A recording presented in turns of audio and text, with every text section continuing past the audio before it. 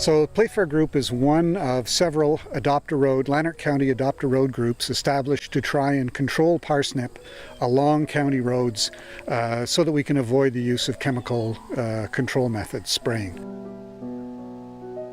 We didn't want our roads to be sprayed with Clearview, which is a herbicide that is toxic to aquatic organisms and will kill all broadleaf plants. So we were also concerned about the pollinators. Our only choice, if we didn't want our roadside to be sprayed, was to form a group and actually adopt the road, which we did. And we called our group the Playfair Group. We live in Playfairville. We wanted the county to play fair with us. Our road group, the Elfin Vegetation Management Clan, arose because a number of people in this area were quite worried about what we were hearing about the potential of spraying for parsnips. And many of us were worried about the effects of the sprays, much more than we were worried about the effects of the parsnips. We've lived with parsnips for as long as we've been here. They're part of our flora. We don't consider them a big deal. But there were a number of people who were very, very worried about what the sprays would do to their children, to their water supplies, to their plants, their vegetation, different aspects of their lives. Pulling parsnip along the county's roadside is an attempt to meet an obligation that the county has to control the spread of the plant from county property to adjacent properties, which is in itself no small feat. We have formed an Adopt-A-Road group to take charge of that activity on our stretch of road, which is about 35 lane kilometers of land between us, and doing it by pulling, by clipping, non-chemical means. What the parsnip does, it's a biennial plant. It grows a rosette the first year and a flower stalk and seeds the second year.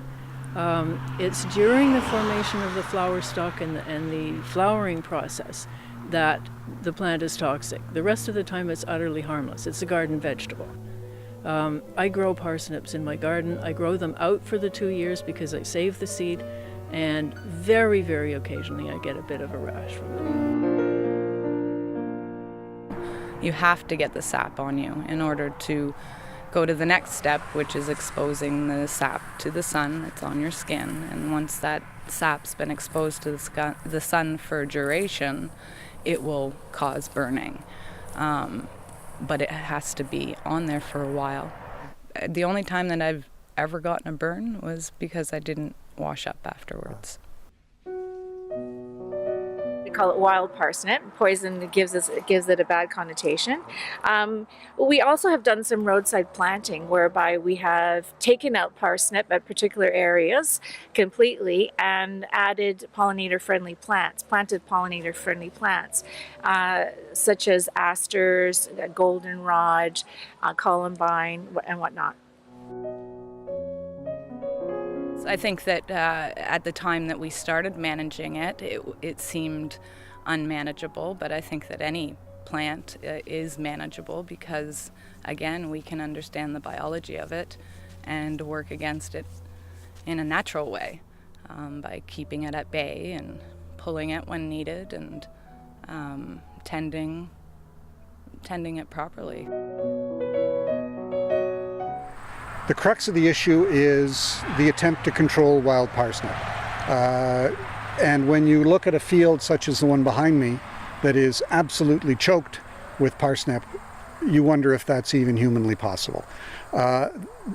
And if it's not humanly possible, then what is the alternative? And the alternative, we hope, is the parsnip webworm, which is an insect that feeds on the parsnip seeds and flowers, and may eventually, if it propagates well enough, may come to represent a control that is not chemical, that is not reliant on spraying with untested chemical mixtures. I believe that the danger of the parsnip has been very much overblown in our minds in this community. If you balance what the rash does to human beings with what the pesticides and herbicides are capable of doing.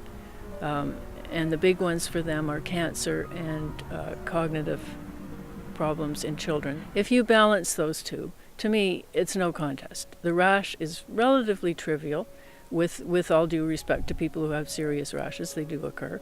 But I think the consequences of the pesticides are far, far greater, and we are totally failing to recognize these. I would like the county to deal with wild parsnip in a more natural way by working in balance with nature. We know how the plant operates. Our native plants are way too valuable to be spraying our roads with something so unknown. And it seems to be doing quite a good amount of damage in the areas that it's been sprayed to our native plants. I'd like to see the county go forward naturally. The seed bank for this plant is so vast in the county already that it's here. It's never going to be eradicated. But if they wanted to do more manual pulling and non-chemical control, we would be happy to offer advice on best practices. We'd be happy to assist in any way we can.